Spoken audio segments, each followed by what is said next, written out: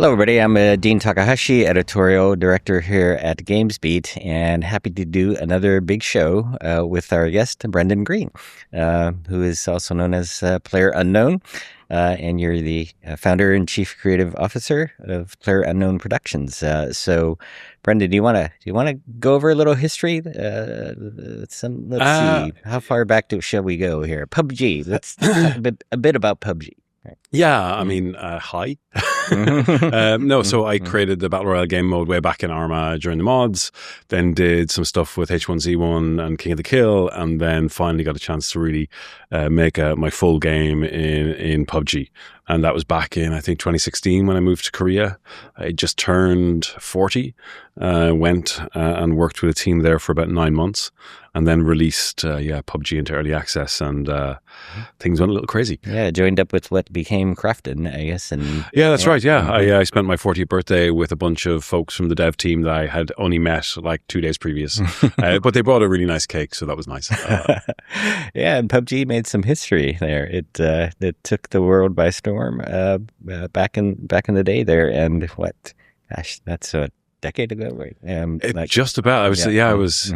I think the original Arma 2 Battle Royale game mode is about 12 years old now, or 10 years old. I think PUBG is celebrating their 8th anniversary this year, or 9th. Yeah. I think it's 8th. I don't know numbers to believe, but I'm sure it's well over 100 million, right? And that is pretty I know, on Wiki, before we went free to play, it was like something like 70 million copies sold. I saw that when I was over 90, and so I'm kind of extrapolating a little bit. Exactly. PUBG Mobile are just crazy numbers. I think they passed, last time I heard, 1.2 billion downloads, which is just like, okay. Numbers that are so big and went so quickly that they kind of passed me by a little bit, right? It's yeah. And I never really asked you why, but you kind of stepped off of that I don't know what it was, a treadmill, right? And then started something new. Like, what went into some of the thinking for why to do something brand new? I was going back to my roots, because I got back into gaming through the DayZ mod, which was emergent, survival, hardcore, and that was the kind of games I liked. It was Delta Force Black Hawk Down, America's Army, kind of realistic simulation-based shooters, and the same with DayZ mod, but this was just emergent. It was just here, go, have fun, and that's what I want to get back to. And when I started off, I wasn't planning on doing, massive Earth scale planets, stuff like this. It was more, I wanted to do a 100 by 100 kilometer survival game, because I thought that's super interesting. I think then you have trade routes, and a helicopter means cutting travel distance from days down to hours rather than from hours to minutes. And that to me was interesting. And the way we found, if we wanted to do 100 by 100 kilometers, we could do any scale. And that then led to what we're doing now. Was there any particular idea or experience that actually inspired this large survival game? Just coming to the edge of the map in DayZ, and just going, well, why can't it be bigger? Like, what is holding us back? And why can't we have more than 100 players? And then I learned, server client and all that good stuff about how we make games. And then it led us through to rethinking how you create the worlds. And then you can do all kinds of good stuff with, a lot more players. And you had to go off and research this for quite some time, get into machine learning, I guess, right? Yeah, well, I don't want to say we were doing machine learning before it was cool, but we were doing machine learning about 7 years ago. So when we first started, I saw Atlas at the time, and they kind of stitched together worlds using the ocean as the seam, so it wasn't so noticeable. And I thought, well, why can't we just use a low-res map of the world to inform what the high-res version of the map looks like? And my research engineer at the time, or research lead at the time, said, well, machine learning is very good at that, especially if it's very domain-specific. Because if you're making a world generatively, it has to be 100% deterministic. So it has to be the same world for every person using that model. So we made a breakthrough in about 3 months. We were generating our first basic terrain, very small, but the model understood topology, it understood terrain data, and it's getting better and better over the last 7 years. But that was kind of our first breakthrough. And once we realized how we could do that, then the idea scaled up in my head a little bit. but I've had to kind of remain very diligent about what we're doing, because we have to keep on a very careful path, because it is quite a big vision. So it needs to be taken step by step. And that's why we have our 3-game plan and all that good stuff. Yeah. And the interesting thing is that I guess you're ahead of the game in terms of some of the big hype trends. Like, I mean, there was blockchain and crypto, there was the metaverse, there's now AI, right? And you're doing these things, or thinking about these things, and building this world that in some ways involved ideas from all of those technologies, I guess, but still different, right? Well, I mean, yeah, the issue I have with most of the AI hype that's out there, it requires server farms.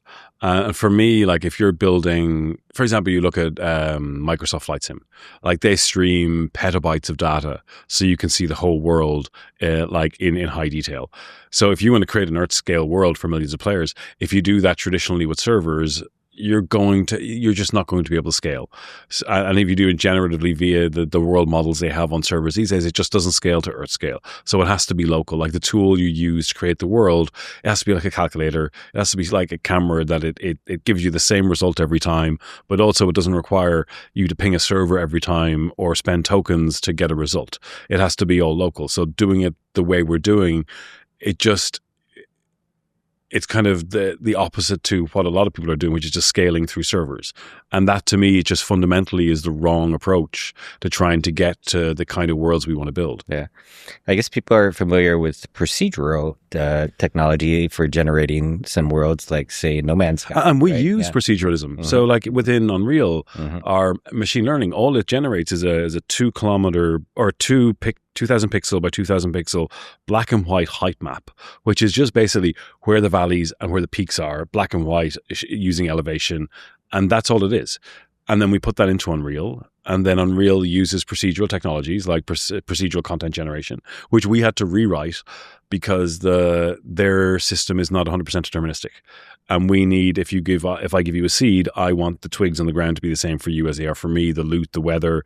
So everything we do has to be exactly the same. So we use very traditionals, because putting in plants into a world, well, there's just natural rules that exist. Like, certain plants don't grow above a certain altitude, certain plants grow in valleys, and these are all just a rules-based system. So we're not really using anything new here. These have been around for years, right? Yeah. And so you got to a plan for 3 different games. How would you briefly describe each one? Each one is just solving a technology step. So the first one was terrain, which is prologue or go way back in Unreal. It solves locally generating terrain of, like, infinite possibilities. And game 2, then we go to slightly bigger terrains of up to probably 100 by 100 kilometers, and then try reasonable multiplayer. So again, like 100v100, nothing beyond what's kind of currently capable, but with massive NPC interaction. So having like thousands of NPCs, tens of thousands of NPCs. We actually have a swarm demo we just did on Melba internally. So we have our first like multiplayer, very basic framework, but that's testing interaction on a bigger scale and using that on our own engine instead of Unreal. And Melba being your own engine. Yes, exactly. Yeah. And then on game 3, it's when we take everything we've learned from 2 and 3. Like game 2 will also develop marketplace. It'll also develop like economy, identity, these other kind of core systems. And then game 3 is when we try to add millions of players to these worlds. Mm-hmm. The different problems, I guess, that you're solving, eventually there's a destination. Do you have a way of describing that? Like in some ways, you know, it sounds like the whole planet, right? But it also sounds a bit like there's metaverse elements to it. It's kind of like a social network layer that seems to be there as well. Yeah, no, I shared a white paper with you that I'm currently trying to write and get to a stage where I'm happy to put it out into the public and people not laugh at me. But it is like that. I've thought like there is a 3D or a social layer missing from the internet. Like people have tried to build it, but using a server client model, you're always going to get limited bubbles. And even with the announcement of metaverse apps and all this, it's still going to be linking to very small experiences. And no one's, and it's because the internet was designed to share messages and emails and short bits of data. So no one's really rethinking about, and you see kids these are spending a lot of time in Fortnite, in Roblox, in Minecraft as social spaces, not as like games. Like they're just being there to hang out with friends. So like I think there's a missing layer from the internet, or a needed layer to the internet, which allows like a 3D social space rather than just a 2D social space. And that requires millions of people, because that's what the internet is. So for me, like the metaverse is the internet, but it is just in 3D, and no one's building that infrastructure, because that's what it has to be. Like it can't, it's infrastructure for humanity, not a side up for profit. So I have a hard time believing a lot of the bigger players can actually do that, because of the way it has to be created. Yeah. And I take it we couldn't really just zoom to the end of game 3, really, and just build that. No, well, I mean, this is it. And I've heard like, well, away from game 2 and that's it. But no, I mean, we have a research to production pipeline that we've worked hard to get into. You know, the terrain and the guided generation and prologue is the first testament to that. And like game 2 is we're already starting our network there, but that still needs to be proven. Same, make sure that, you know, Melba's ready for designers, for artists to come in and start playing with it. So when we do game 3, it's just it's large too parts much. of, say, part 1 and part 2 are going to be really foundations for part 3. Exactly. Like trying to do a million players on an Earth scale world from the get go is just like a fool's errand. Like you really have to break it down into logical pieces. And we thought terrain, like generating worlds in real time, deterministically, we thought that would be the hardest problem. And it turned out to be, because I was told, like, you're crazy. Why would you want to do, like, none of the major engines had solutions for lighting, because you're building a world in real time. Like, you know, what's the lighting solution for that, right? And are you learning, you've put the early access out for game 1, really, and it is, you know, attracting players, and are you learning some things? And it really is just pure survival, really. I mean, you want to get to a destination within this world that's something different generated every time you go in, I guess. Mm-hmm. But yeah, it's a very unique experience, I think, right? No, it's fun. I shared it with some friends, and they came back to me going like, actually, Dave Brevik, the creator of Diablo, he played and he loves it. He doesn't understand why it's not a massive success, but he loves that type of hardcore game. But all his friend group were like, they all had debates on the best way to play it, on which way to play it. And I think that's the joy about these kind of emergent worlds, is that there's no right way to play. Like we have a survival game mode, we have a free roam game mode if you don't care about survival, we have some mods coming in that will add some different, but again, for me, it's like, it's a platform for creating worlds, and the game modes and stuff you add to that, I mean, I can't wait to see, right? Yeah. Mm-hmm. Yeah, I think we had this earlier conversation about how our creators actually taught me a bit more about emergent gameplay that I didn't realize was really fun.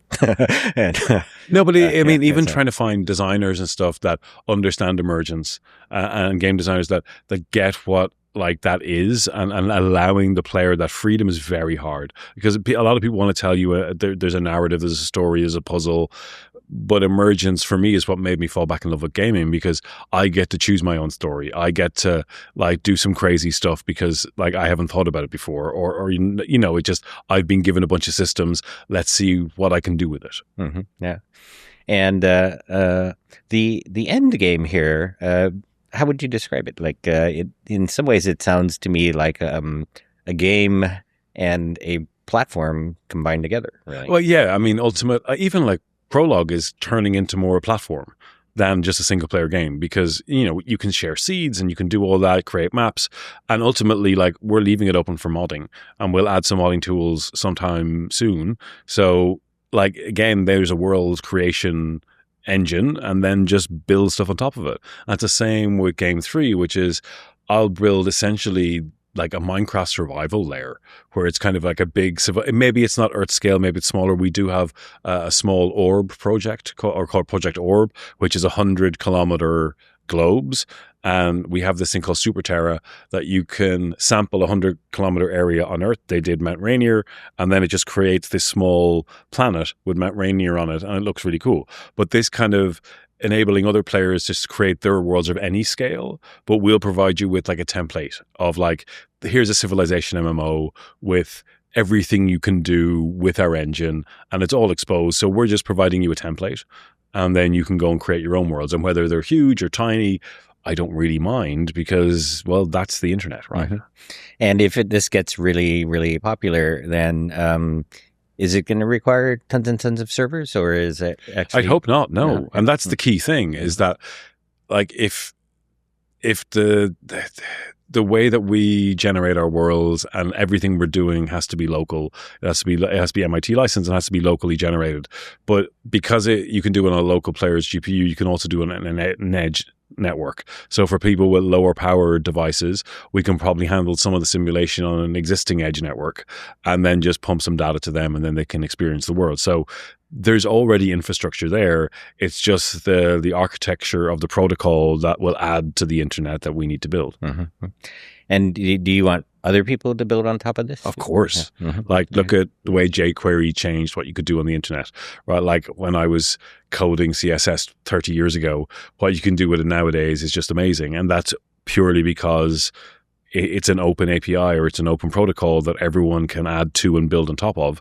And that's what the metaverse layer or a 3D spatial layer for the internet has to be the same, where we'll give you the tools, we'll give you the architecture, and you can just run wild. Mm-hmm. So we started talking about this some years ago, but it sounds like you're filling in the blanks, right? No, exactly. There's a lot to think about, right? Like there's the identity problem, right? I mean, the Real ID, I don't think is the right way to do this. So I think there's serious thought that has to be given to that, because you want to create a fair and equitable space for everyone where everyone has the same amount of agency and protection and this kind of stuff. So these are very serious questions that require some thought. So the blanks are being filled in, but only after I've had the experience or questioned the right people about it. Interesting. And so are you impatient to get through all of this 10-year process? Oh, I'd love for it to happen quicker, but it's the old adage, like you can throw money at a problem, but it often does not solve it quicker, right? Like you have to have a good and serious plan, which we do. We have to be very diligent about, this is what, like we could have added multiplayer to go way back to start with, but it wouldn't serve the purpose of what we're doing, which is making sure the world generation is really tight and nice and coherent. Like I just saw the framework for paths and trails going into like one of the merge requests, and I was like, ooh, there's nothing there yet, and it's very basic. But I want to make sure that the worlds are built correctly. So I have to be diligent. I have to be patient. Like I have my nice to have bucket that I give to my producer occasionally and go, I'd like to see this, but really, like, this is such a big project. You really have to stick on the path. And like we work on a kind of a yearly planning phase. So we'll plan out what we want to achieve this year. Of course, we have the bigger goals, but we reassess that plan every year. We gather once a year all together. We figure out what we want to do for the next year by going a lot of workshops and stuff like that. So it's a very iterative process. So yeah, it takes time, but I have patience. Yeah. And you've got a relatively small team here, and it seems like there is a lesson here in how to have a really big vision with a small team. And the core thing is we're trying to do it machine to machine. We're trying to scale using machines rather than scale using humans, because that's what we found. If you want to do a 100 by 100 kilometer world, traditionally you will need thousands of artists and many years, if not a decade or more. Well, look at GTA. Like they have taken a very long time to make a very detailed world, and it's still maybe 10 by 10 kilometers. Mm-hmm. Like it's I don't know how big it's going to be, but it's still relatively small. I'm guessing 2,000 or 3,000 people, maybe more. No, exactly. And a decade, right? So like 13 years. We see, like even for game 2, we see maybe 120 people is where our max team size is, because like we want to scale using algorithms and tech. Like, it's why No Man's Sky has done so well with such a small team, because if you build stuff using data-driven design, using an ECS and using these kind of methodologies, you can iterate a lot quicker and build stuff, a lot more efficiently. And the patience to take on something that I think, could extend into a decade of work, but not having to worry about some of the short-term problems, I guess. No, I just kind of, I'm a bit zealous now about trying to pursuing this, because I don't see anyone else really trying to do this in any serious way. Like I see talk of metaverse still. I see talk of these kind of interconnected world, but there's still bubbles. It's still, to me, AOL, and no one's really taking the infrastructure problem seriously. So now I just feel like I have a duty to build this because, yeah, as I said, no one else seems to be doing it. Yeah. And it's done in an open and fair way without a really closed system. Exactly. Because it has to be. It's HTTP. Like, that was created by five scientists in a room trying to share data, and they did a brilliant job. But now creating a shared social space, it just requires a little bit different thinking to what they did for sharing data. Very good. Yeah. Thank you very much. This has been fantastic. Thanks so much, Dean.